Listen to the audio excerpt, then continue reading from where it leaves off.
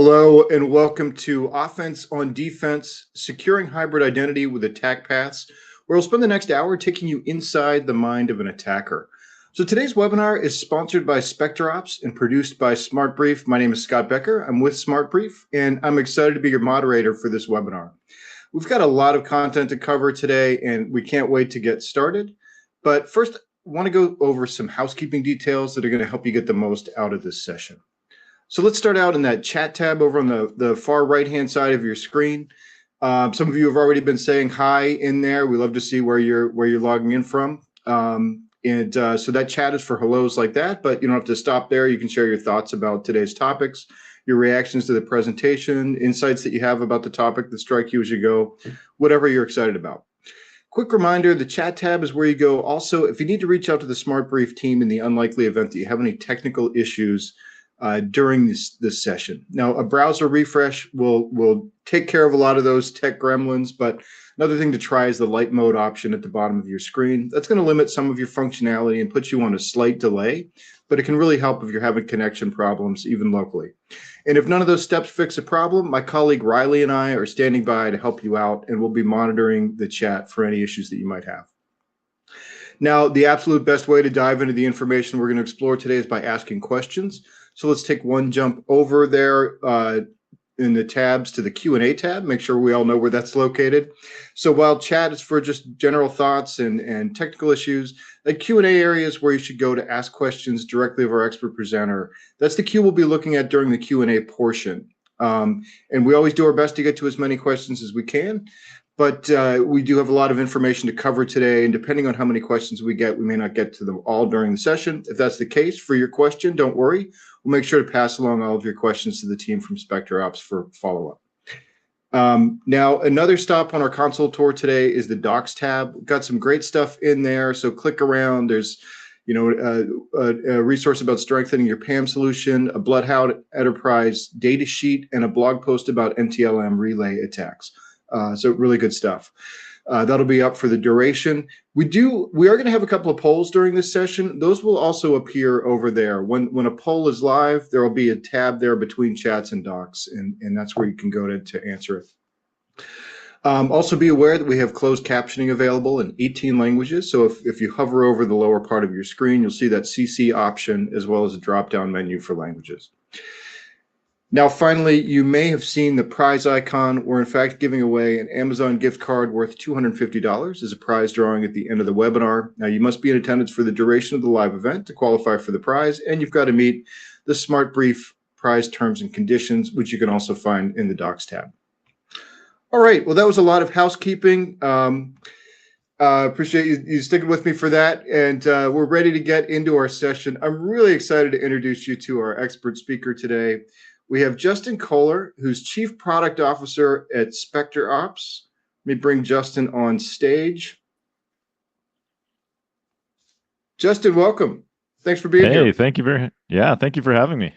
Excited to be here. Well, yeah, I'm really looking forward to this talk. So I'm going to turn the stage over to you, and I'll be back for Q&A.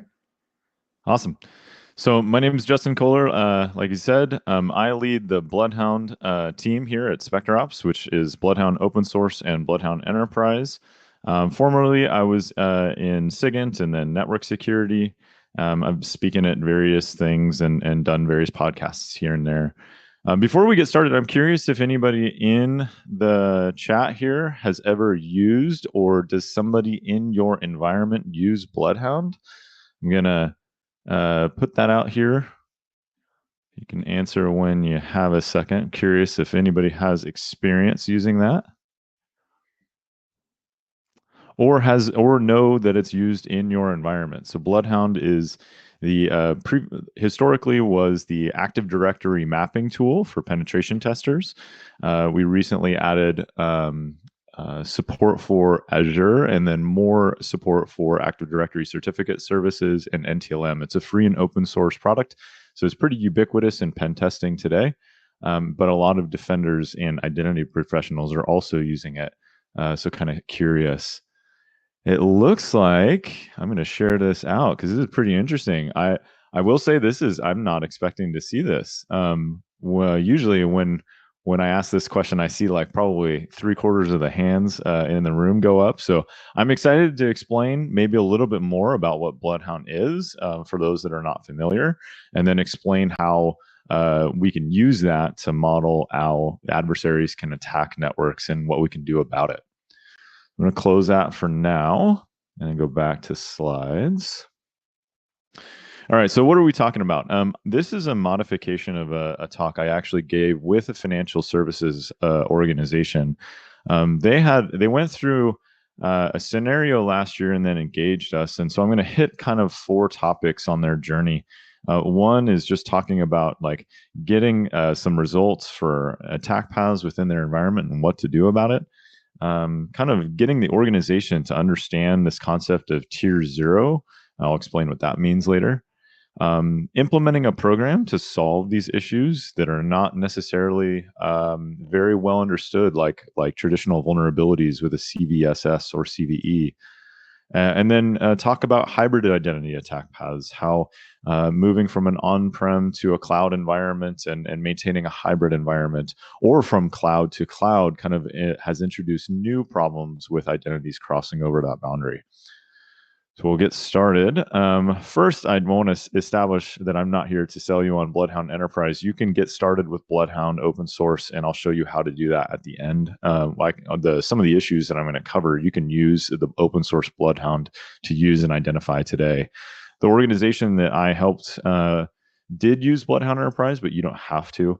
I'll explain why they use BloodHound Enterprise. But yeah, you can start with free tools. Okay, so the organization that I was talking with has been around for over 100 years.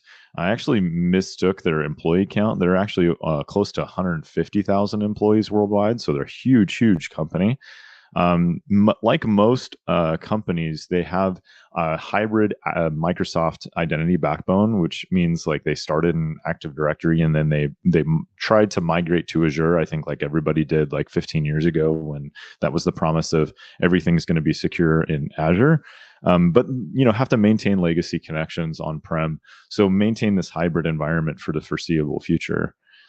And then they worked along the way to harden Active Directory. They had a lot of really good professionals working there, but they had this CBEST assessment, which is basically like a penetration assessment, but targeted for financial organizations.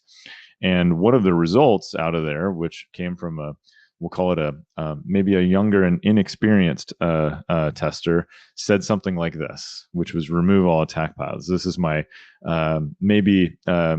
thinks he knows everything penetration tester and says, well, just fix it. We'll get to why removing all attack paths is not possible, but basically when they got the assessment, it was like, well, that's not helpful. We can't do anything with that. How would we actually go start to tackle this problem? Before we get into that, though, I'll explain what an attack path is. So an attack path, again, is not like a traditional vulnerability where you have a vulnerable host or router or whatever it might be, an asset that you can exploit. Attack paths are chains of user behaviors and privileges that an attacker can use and take advantage to go from an unprivileged user to a high privileged user. So in this example here on the screen, let's say that first user is a user named Jane, and Jane is a member of a group, and that group is a member of another group, and that group has admin rights on a machine. That machine has a logon session, meaning that another user has logged into that machine. There's some attacker tradecraft I'll get into later in the deck that allows us to manipulate that session and become that next user. And that user has the add member right on, like, let's say a super admin group like domain admins or global admins in the case of Azure. So that's what an attack path is. Basically, it's just how misconfigurations in an identity provider, such as Active Directory or any identity provider, can allow us as attackers to go from, again, low privilege to very high privilege, moving laterally and escalating privilege on the way. And just for further background on SpecterOps, SpecterOps is kind of known as kind of a premier red team or penetration testing company. We test against the largest companies in the world. And so when I say we attack, that means half of the company is all penetration testing and red teaming. So when I say we, I meant like our company does a considerable amount of this stuff. Okay, so here's an example of what that will look like in the real world. This is from Microsoft late last year, but it happens, honestly, 90% of the breaches we see today involve an attack path or an identity attack path of some sort.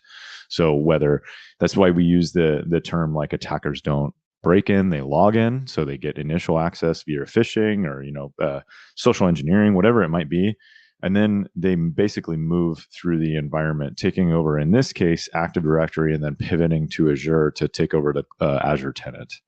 A similar story, a very public story, was the Midnight Blizzard attack on Microsoft, where they detailed the Russia attack against the Azure tenant at Microsoft. So a couple examples of what this looks like in the real world. But this is extremely common, is probably the number one way we at SpectreOps take over environments. So might be curious how. And an example here is, if you've never seen this window, I'm curious, I hadn't put this out in polls, but does anybody in the chat, and I'll try to monitor this, does anybody recognize this window? Anybody know what this window is? Shout it out or type it out if you knew. I'll wait for a second. Doesn't look like, ooh, there we go. Yep, Sean got it. So this is MMC or ADUC, or Active Directory Users and Computers, basically the management console for Active Directory. So when you are managing how people get access to your company, this is the console that Active Directory administrators use to do that. So I'm going to explain how these attack paths form by showing you the nightmare of the problems that these administrators have to go through. So we're going to play a game called Who Can Control Jeff's Account. So Jeff on the left side is a user in this very, very, very small domain. And I say very because this is going to get complex really fast. And I want to stress that this is an extremely small domain. Like you can see all the users in here, which there are very few of them. I'm sure most of you work at organizations with thousands, tens of thousands, and again, in this financial organization's case, hundreds of thousands of user objects. So who can control Jeff's account? Let's see how easy that is to answer. First, we're going to right click on Jeff's user object. We're going to select properties. We're going to go to security, and then we're going to open the advanced tab and look at this window. These are called access control entries, basically privileges against Jeff's account. We also call these ACEs. Okay, so we have around 15 access control entries for Jeff's account. One of them looks like it gives the help desk users group full control over Jeff's account. So that seems pretty straightforward. One out of 15 of these results gives help desk users Washington, a group of however many people, full control. So that seems obvious, over Jeff's account. Okay, good. So let's ask the next obvious question. Well, who is in Help Desk Users Washington? Okay, so we're going to go to Help Desk Users Washington and Properties and click on the Member tab. And here's a common problem in Active Directory. It's called group nesting. So a byproduct of how Active Directory works is anybody as a member of the group inherits all of the rights of that group. So groups can also be members of groups, not just members. So here we have the Help Desk Users Seattle group is a member of the Help Desk Users Washington group. If you're confused so far, you should be. That's the point. And I'll get to the broader point here in a second. So Help Desk Users Seattle is in that group. Okay, great. So who's in that group? Again, properties, members. Okay, I'm in that group. Justin K is a member of Help Desk Users Seattle, which is a Help Desk Users Washington, which has full control over Jeff's account. Okay, I'm good now. Okay, well, who can control Jeff's account or my account? Because we have to understand who can control my account, because whoever controls me controls Jeff. So, okay, let's go to my account. Wait, hold on. Actually, before that, we didn't look at the ACEs. We only looked at the memberships of Help Desk Users Washington, but groups also have ACEs. So we have to go to Properties and Security and Advanced and look at 21 different ACEs on this group. So one of those gives authenticated users special control. Now, before I dive into special, authenticated users is anybody that authenticates to the forest, which in Active Directory, basically think of that as anybody in the organization. I'm kind of painting a broad picture for those that do know Active Directory. Domain is kind of a smaller subset of it, but you belong to a forest. So a common scenario would be like, let's say Acme Corp is maybe at the forest level, and you have subsidiaries that might be split up into domains. But anyways, authenticated user is anybody in the forest. So anybody at the company has special rights over this group. Well, what does special mean? That doesn't make any sense to me. And if you want to understand what special means, so dive into the specifics of what either special or full control or change password or whatever, you go into the advanced tab and see this. So this is a bunch of checkboxes which mean things. I can't tell you I know what all of these mean. Which ones are actually concerning? That's really hard to determine. So again, an admin is going through this to just figure out who can control Jeff's account. So if you're confused, again, that's the point. So we were trying to answer this question, and what we did was this. So Jeff had 15 aces. I'm going to go on the right side here. Jeff had 15 different aces or access control entries on his account. One of them gave help desk users Washington full control. The member of that group was help desk user Seattle, and then I was a member of the help desk user Seattle group. We looked at some of the aces on help desk users Washington, and we found out that all users in the forest had special control over that group, but we didn't look at, 14 other aces that were on Jeff's account, the 20 other aces on help desk users Washington. We didn't look at aces at all on help desk users Seattle or Justin. And this is just kind of like the Russian doll nesting of permissions that you kind of have to unwind as an administrator, both in Active Directory or Azure or AWS or GCP or you name it. Basically, all of these permissions cascade and can have dramatic effects on what attackers can do with an access into your organization. So the first takeaway is take it easy on your admins because they are dealing with tools that are not obvious, and just buy them a beer next time because they need it. Next actual takeaways, though, this is really hard, but you can't ignore it, right? So these attackers are using these things to take over environments on a continuous basis. Identity attack paths are, we believe, the biggest threat to companies today. Obviously, we're biased, but we think that kind of blindly exploiting hosts and assets, or gone are the days of widely open S3 buckets. I mean, there are some open S3 buckets out there, and sure, like the basic hygiene is still a problem for some organizations. But usually, the way that people are breaking in and taking control of environments are through this. Financial services organizations obviously have regulations they have to adhere to. So identifying issues and having an assessment that says fixing all attack paths, while not helpful, can't be ignored, right? You have to do something to affect that problem.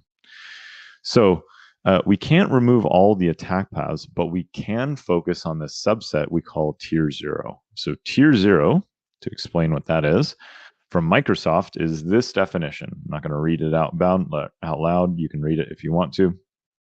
You can also check this out further in a post that we put here. You'll probably have access to the slides after this, and you can go to that blog post. And there's a lot more information about tier 0. We actually do a whole series of blog posts and webinars on tier 0 because it can be complex. But the way we like to explain it is tier 0 is a set of assets in control of enterprise identities and their security dependencies.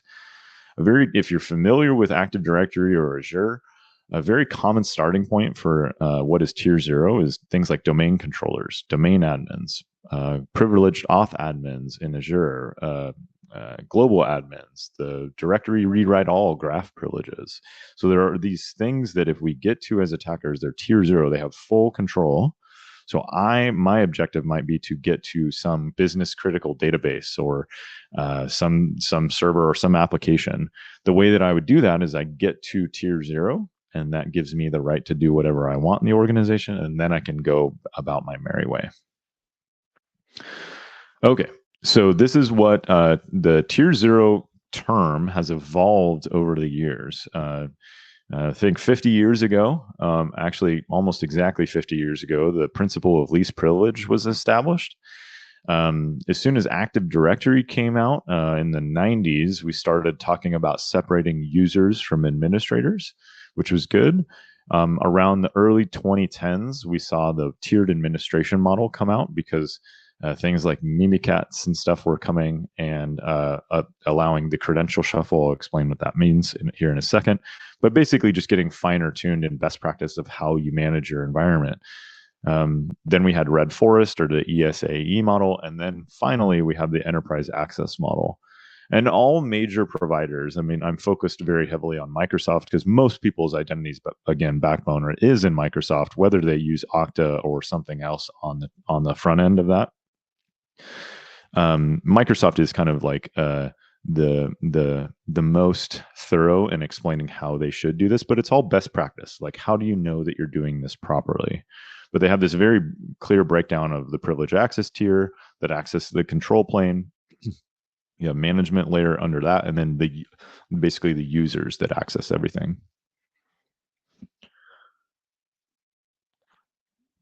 Very specifically, this is what we call tier 0, the control plane and the privileged access tier. So tier 0, anything in tier 0 can control itself, and that is okay. So for example, domain admins log into domain controllers. They have the power to affect domain controllers, and that's okay. Domain controllers hold the passwords to domain admins, and that's okay too. Bob, some random user in the environment, having the ability to reset the password of a domain admin would be a bad thing. That's what we're talking about, separating that privilege between tier 0 and anything else. So when we look at attack paths start from a low privilege user and usually end at from the attacker's perspective, we want to get to tier 0, that right side. Excuse me. So what we're trying to do here is cut it off and separate tier 0 from being able to be manipulated by lower tiered principals. Now, you might have connections in your environment, again, that you put in place by design. These are called delegations that your admins will put in, and that's okay. You can cut off the attack path and include that thing in tier 0 as well. You just have to, the point here is you want to establish a separation between your management layers and cut the attack path off at a logical step. Okay, so establishing a program. I'm going to throw out another poll here. So this organization that I worked with, they were trying to establish an attack path management program. Again, they have a very large environment. They have, I'm not using kind of monopoly money numbers here. They had millions of attack paths. So fixing all of them didn't make any sense. They had to focus on the critical principles there. I'm going to ask a question here and poll. I'm curious if anybody here has, if they know that attack paths are incorporated into their either vulnerability management, posture management, or identity security capability at your organizations. I'll check in on that poll here in a second. We'll go back to slides for now.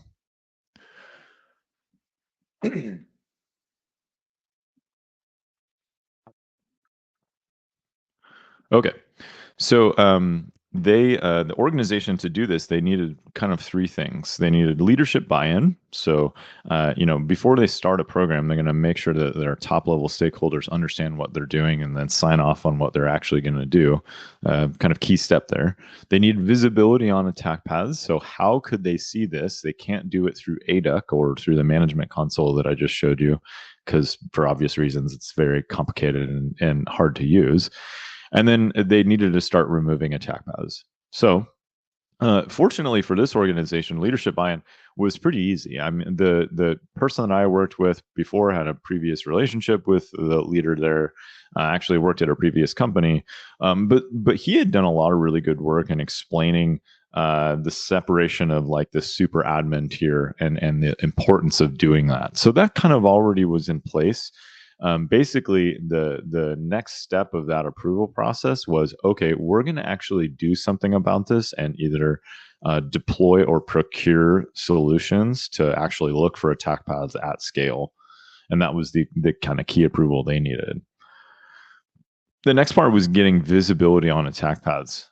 So they actually had BloodHound deployed internally. So they had an internal red team. So again, a lot of folks here have not directly used BloodHound, but BloodHound is ubiquitous in pen testing. I'd say it's if you are running Windows in your environment or running anything Microsoft in your environment, BloodHound has probably been used in your environment by either your internal penetration testing or red teaming or external. So you get annual pen tests every year, and it's used in someone like 95% of all pen tests worldwide. At the time, the internal red team, though, was only scanning one domain out of 50, what they would deem their core environment. They were only looking at that environment. And they had 50 domains. And we'll just say that's a lot of domains. That's probably on the upper scale of the customers that we support. We have customers with hundreds of domains, but they're kind of an outlier. I'd say anything over 20 domains is pretty complex. So 50 domains is quite a lot. So how would they do that? Deploying BloodHound. BloodHound is very useful, but to deploy it domain after domain, it can be quite complex. Also putting out here that people usually find new domains when they start deploying stuff, or it's kind of like when you start looking into a problem, you find more problems as that you weren't expecting to find. So their challenges were procuring resources for collection and analysis. They needed a global view of all of those things, not just like 50 point installs. And their change management to get access to this data was going to be horrendous. So basically popping through firewalls to get access to data. So for those reasons, they went with BloodHound Enterprise. If anybody's curious about BloodHound Enterprise, reach out and we can explain what it does. But long story short, here we scan and that all goes back to a SaaS backend, so it made the time to visibility extremely fast for them, where they were looking at maybe a year or two to get this with the open source product. Okay, so then they went on to start removing attack paths. So they deployed it and got visibility to all of this. Now what to do with it? Their first challenge was the project management internally. So for good reason, people were very busy. I'm sure all of you are very busy every day, and just random person asking you to do yet another thing is probably not super helpful. So here, the project management was kind of a big roadblock at first. They basically just went around them, and this person had a direct relationship with some of the domain admins. Domain admins are at these domains are kind of the owners of their portion of the company, and they take pride in their work, right? They are also they're charged with availability and usability, but they also care about security. And so when some of these attack paths are pretty bad, as in anybody with initial access into the environment can immediately take over that domain with like one step or less. So it was pretty bad. And when they highlighted those problems, it became kind of a source of pride for those people. Again, it wasn't that they were doing anything wrong. They weren't bad at their job. They just had no ability to see these misconfigurations because they're so buried in the weeds of ADUC or MMC, like I explained earlier. So once they saw it, they wanted to take action really fast. And then they found another response here was, the person I was working with would show results for one domain, and then the domain admins would be like, well, what about these test or legacy domains? Do you want to see those too? So that's what I mean about like you start with this big of a problem and you end up finding this big of a problem when you dig into it. they were so interested with the visibility that are like, oh, we should deploy this here too. So they settled on a cycle that's very similar to a vulnerability management or posture management cycle, where you're doing monthly kind of reviews. You're identifying all the attack paths. You're picking out the critical or the priority ones you want to tackle during that period. Work through the specifics, like what would the attacker need to execute this attack path, and then reporting on the progress. That's very, very important. Show the good work done at the team level. Highlight that to management. How many attack paths are we cutting off? How much more secure is the environment because of the work we're doing? That was all things that they could really articulate and got a lot of value out of. Excuse me. A little bit more specific on how they did that. So we started first with BloodHound Enterprise to identify those tier 0 principles and prioritize those attack paths, but then they went into Active Directory to change their OU structure. This is a little bit in the weeds if nobody's like on the Active Directory side. But they started doing this systematically across every domain. They also used privileged access management tools from CyberArk. So we would highlight CyberArk is an extremely powerful technology, but identifying the principles that should be vaulted into something like CyberArk is kind of a challenge for most organizations. BloodHound makes that very, very easy. So it just makes that existing investment you have even more valuable. And so they would vault more tier 0 credentials in CyberArk. They also use Quest to block any changes to tier 0 principles, and then just have this continuous monitoring loop for BloodHound to monitor for any changes. Any identity provider like Active Directory, Entra ID, AWS, GCP, you name it, they all go through constant change with new users, new groups, new permissions, new privileges, new applications being deployed every day. So the continuous monitoring here is really important. So that's what that provides. So they did all this, and I was surprised when they told me this. They actually removed 100% of their original tier 0 attack paths after 6 months, which was pretty incredible. Again, they did things really well on the process side to get here. It's not just because of the tools they used. They had a lot of really good like leadership buy-in and process that they followed, which made them pretty successful. Okay, let's talk about hybrid identity and attack paths. So, oh, interesting. Before we get to this, on the poll, I'm going to share this. So, attack path management program into your it is attack path management in your program internally, and the majority of you are, slight majority, but still a majority. That's awesome. That's a really good. That's awesome. Oh, now we're back down to half, but it's good. Years ago, this was extremely rare for organizations to do. So even 50% is a huge win here.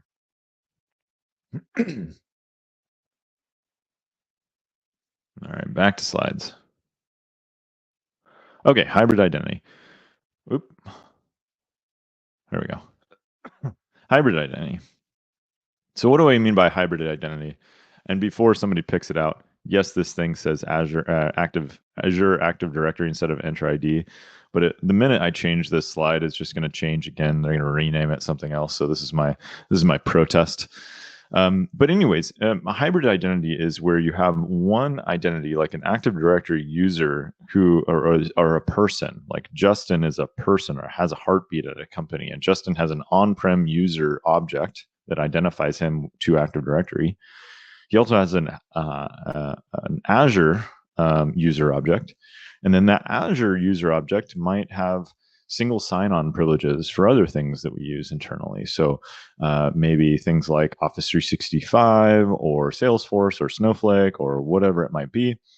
So this is what we mean by hybrid identity. One, it makes things easier for the user because I don't have to have multiple passwords for everything that we use here internally. I can log in once at the beginning of the day and then access the resources I need to do my job. And that's great.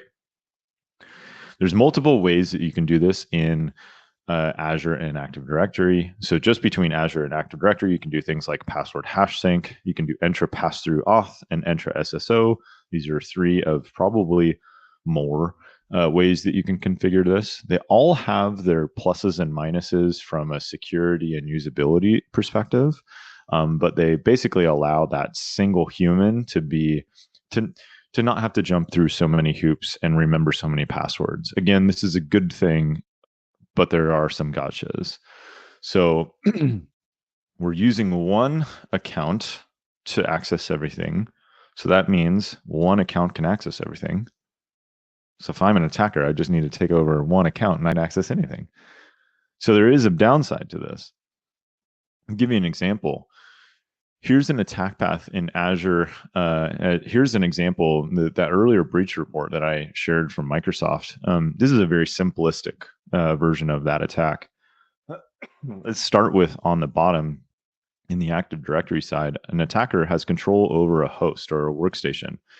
That workstation has a logon session, meaning Bob is logged into that or has logged into it, or maybe Bob's an IT admin and Bob has RDP'd or just remoted into the host. That creates opportunity for the attacker to abuse that session through multiple different ways. Bob is also synced to this Azure user Bob, because Bob is a human, but Bob has 2 different user objects. And Bob's Azure account actually is a cloud app admin.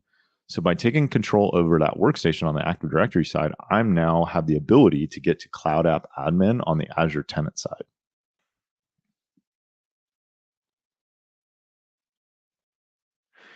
The problem with this is hybrid attack paths, or attack paths in general, can subvert a lot of controls that you might deploy internally. So I'll give you an example. Bob will log in to his to Azure. Bob is challenged by things like conditional access and multi-factor authentication. When that happens, once he satisfies all that, the bearer token or the JWT is dropped on his workstation. If I have control over that workstation, I can harvest that credential material, and then I can basically just take that credential material. It's not the password, but I can take that credential material and then act as Bob. So I don't care about your password anymore. I don't need it. I just use that bearer or that JWT and then replay it from my host. Now, Microsoft thought about this, and they built something called continuous access evaluation. This is a cat and mouse thing from, for security and attackers. So that prevents me reusing that token from my host, and I have to basically, if I try to do that, it's going to say no, you're not, because it tries to continuously continuously evaluate that connection. But again, cat and mouse, I'm already on your host, so I don't need to replay it from my host. I'll just use your host. So again, I steal the credential and then I just use your host to log into Azure. This is very common. Again, SpectreOps and consulting side does this all the time. We see attackers doing it too. So these systems are great. There is nothing against privileged access management, MFA, continuous access, conditional access. You should be using all of this in your environments today. That's a great thing. But there still is opportunity for attackers. Now, the thing that Microsoft also knows this, and they tell people to not sync users if they have privileged roles. So if Bob, his unprivileged role on Active Directory, is synced to his Azure user, who's a privileged cloud app admin, that's a bad thing. They specifically say not to do that. Well, BloodHound has visibility to this, and so when we released this last summer, one of my curiosities was how many accounts were had this in place. How many people were syncing privileged roles? And 100% of them were, which was just bananas. I didn't expect it to be that bad. I mean, I expected it to be 50%, but not 100%. And then when you think of that's privilege roles, that means in the stereotypical tiers, that's like tier 1. What about tier 0? What about global admin? How many people are syncing that kind of privilege? 70% was mind-blowing. Could not believe when we saw that. That's really bad. That means like if I get access to a user object in Active Directory, I can immediately take over your Azure tenant. Immediately is a strong word. You have to do some stuff to get there, but the option is there. Especially that's surprising when Microsoft specifically shows or tells you not to. I think the takeaway here is they just don't show you where you're doing that. So this concept of separating privilege and hybrid identities is not necessarily a new concept. We used to use this term, years back, like why would you browse the internet with a domain admin account? The takeaway here is like if you use that super admin, you browse the internet, you get popped in some way, and now somebody has control over a domain admin account. That's bad. Well, I'd like to introduce a slightly longer, but just kind of the same statement. Don't do this. I'm not going to read it out loud because it's kind of a mouthful, but basically the separation of users when it's for administrators is extremely important. I'm not saying you shouldn't do hybrid identity because there are huge benefits there, but understand where you're doing this for your administrators and take steps to control it. Here's an example of what that will look like in BloodHound if you've never seen it. This is an example where an organization, this little green object down on the bottom left here is a user in Active Directory. They're synced to a blue object. That's the Azure user. That user has the Cloud App Admin role, Cloud Application Administrator role that I was mentioning earlier. They could add a secret to a service principal or a machine identity in Azure that had the ability to basically grant rights over the Azure tenant. Here's a slightly shorter and much more terrible version of that. This is a user who's synced to an Azure user who has global administrator. So this is the one-stop shop to complete control over Azure. This is a slightly longer example, but this is through these attack paths can get really complex and really wide. The bottom kind of flat area there on the left side is crossing 3 different domain trusts in an Active Directory forest. It goes up to Azure, back down to Active Directory, and then up once more to get global admin. So they can be very complex. They can also be very short. But the takeaway is attackers use this, and folks like the Australian Signals Directorate, CISA, the NSA have all recommended people use things like BloodHound, these free and open source tools to identify these misconfigurations before attackers do. If you want to do this, I'll give you the links here in a second to download this. If you're going to do this, do make sure you're working with your security team. If you download and install BloodHound in your organization, you will set off alarms. So do not do this without permission. But this can be done today. There is a search here in the Cipher search tab called On-Prem Users Sync to Entry Users with admin roles, and you'll get a whole bunch of results like this. Fortunately, these are super easy to fix. It's the use of a cloud-only account. Your administrators should know how to do this. They just need to know where they should fix it. Unfortunately, like when we pointed out this to our customers, this was really easy for them to address.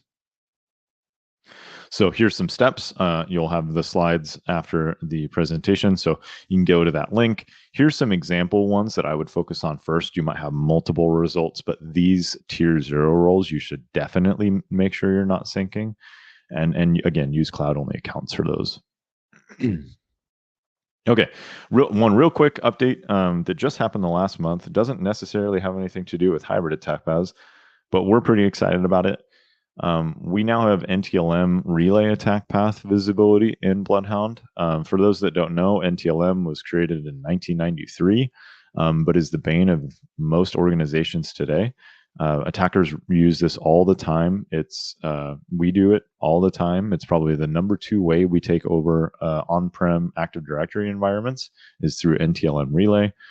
Part of the problem with this is you never had a way to visualize where these configurations were in place on the specific servers.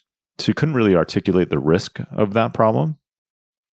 You also had to take huge kind of hammers to your environment, basically disabling NTLM domain wide. That was a recommendation up to this point. And while that is good, I mean, hopefully, maybe eventually people will be able to do that. There's a lot of legacy systems that use NTLM to authenticate. So the reason we did it is you can see the actual attack paths through NTLM relay attacks, and you can prioritize them effectively. So again, by seeing the attack paths and what an attacker can do for it, you can articulate the actual risk for it, not just the fact that this random attribute on my domain is flipped one way and it should be flipped the other. And more importantly, you can preserve the legacy systems that you have in place. You can either disable, you can disable NTLM at the domain level, but you can disable it at the host level or at the protocol level. So it allows you to preserve those legacy systems while preventing attackers from abusing this. That is it. So I think I took up almost all the time, but I think we have a few minutes for questions. Yeah, great stuff. Love that. The action steps there, really nice.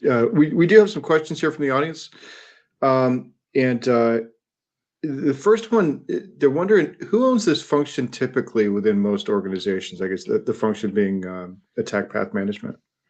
Yeah, it's a really good question, and I'm really unsatisfying answers. It depends. Fortunately, like most of the half the participants here seem to have that employed or implemented in their organization.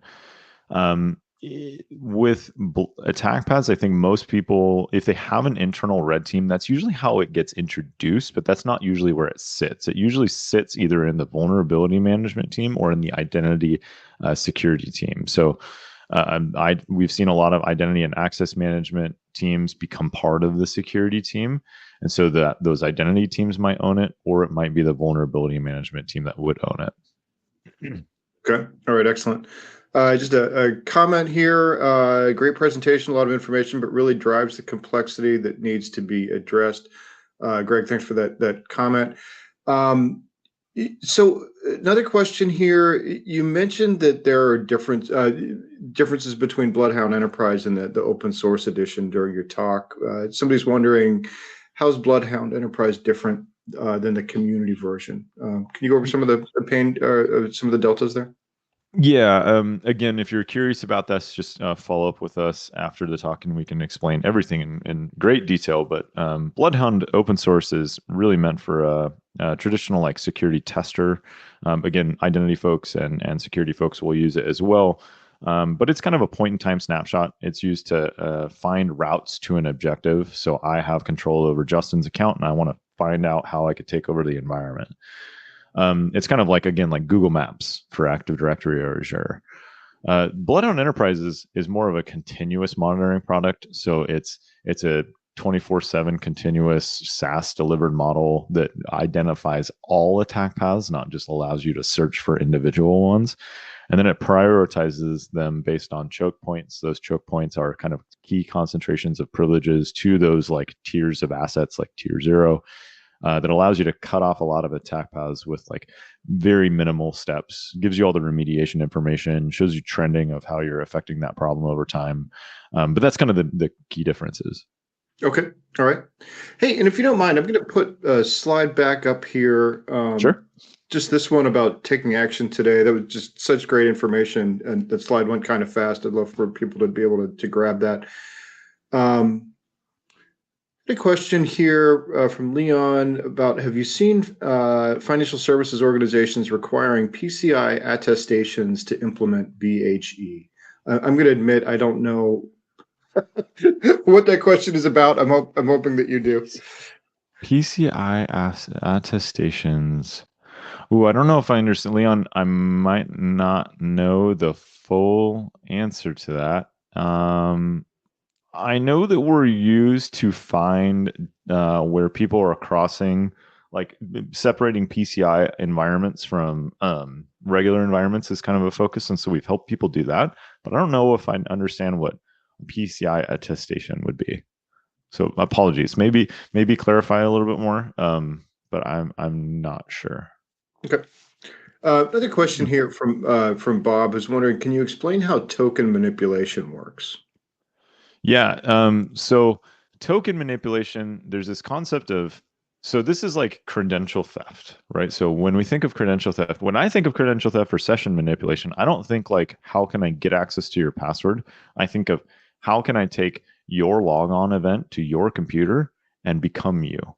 So uh, people put a lot of emphasis on protecting credentials, kind of we call them credentials at rest. So they're vaulted, they haven't been used or haven't been used yet.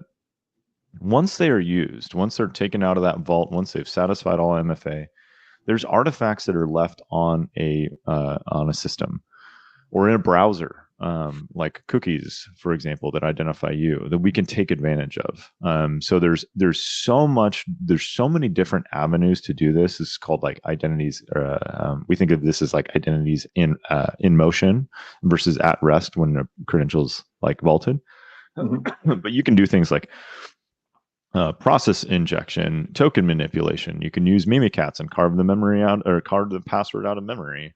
Yeah, there's more like session manipulations. So, like the example where Bob locks in and drops that bearer token on the host, we can harvest that token and use it elsewhere. So there's a whole bunch of different ways of doing that, and the tradecraft is ever expanding. So the key takeaway is once you log in, that gives the opportunity for an attacker, and that should be really well understood. Okay. All right. Excellent. Hey, just one last question before we wrap up here. Just as far as next steps that people can take if they're interested in what they were hearing about here. Yeah. So go to specterops.io, sign up for either a demo of BloodHound Enterprise if you're curious. You can join our open source Slack community, the BloodHound Slack. There's about 20,000 people in there just talking about all things, not just BloodHound, but Active Directory, Azure, AWS, GCP, some really interesting attacker tradecraft stuff. But yeah, if you're interested in more information, check out our website and kind of reach out to let us know what you're interested in. All right. Justin, thanks. Thanks for being here. Really, I really appreciated your presentation. I think the audience did too. Let you get on with the rest of your busy day. Awesome. Thank you very much. All right. And before we get to the prize drawing, we have one quick favor to ask of all of you today. So Riley's opening up a quick survey that we'd really appreciate if you could all fill out. This is just a short survey for those of us on the SmartBrief team. We just want to know how we're doing, what y'all like and don't like about the sessions that we produce. Results of this survey are going to affect how we deliver these events for you in the future. We want to make sure we're meeting your needs. It just takes a minute, so we'll just give you a minute to fill that out. And while you're filling that out, just mention a few things. Just a reminder of what's in the docs section over on the right side there. There's that Strengthen Your PAM Solution resource, the BloodHound Enterprise data sheet, and that blog about the NTLM relay attacks that Justin was mentioning was a new feature, an exciting feature. Okay, well, thanks to everybody for filling out that survey. And we do have one more piece of business before we wrap up. That's the prize giveaway. And today's winner of a $250 Amazon gift card is Scott Hefner from New Hampshire. So congratulations to Scott Hefner. As always, we'll be in touch about claiming your prize after the event. And with that, on behalf of the SmartBrief team, we want to thank SpecterOps for making this event possible. Giant thank you to Justin Kohler for a super interesting chat. And a big thank you to everybody in the audience for joining us today. A special shout out to those of you who asked questions and engaged in the chat. It's great having you all here for this SmartBrief event, and we look forward to seeing you again next time. Have a great rest of your day.